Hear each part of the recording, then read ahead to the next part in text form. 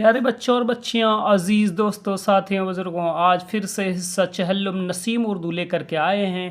آئیے بہت تیزی کے ساتھ سبق کی طرف چلتے ہیں۔ اعوذ باللہ من الشیطان الرجیم، بسم اللہ الرحمن الرحیم۔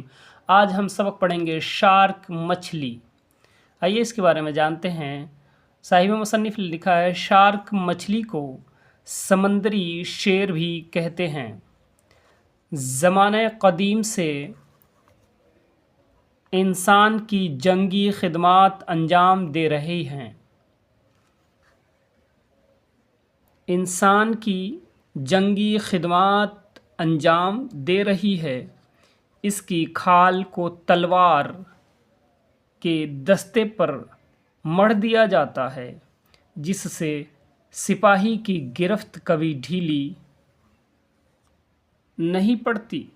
پہلی جنگ عظیم کے اختتام پر حکومت جرمنی نے شارک مچھلی کی اتنی کھال فروخت کی تھی جس سے 30,000 تلوار کے دستے بنائے جا سکتے ہیں۔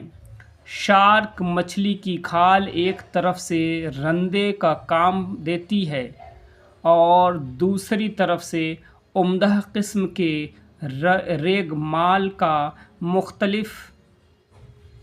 مختلف ممالک کے بڑھئی آج بھی شارک مچھلی کی کھال سے رندے اور ریگ مال کا کام لیتے ہیں۔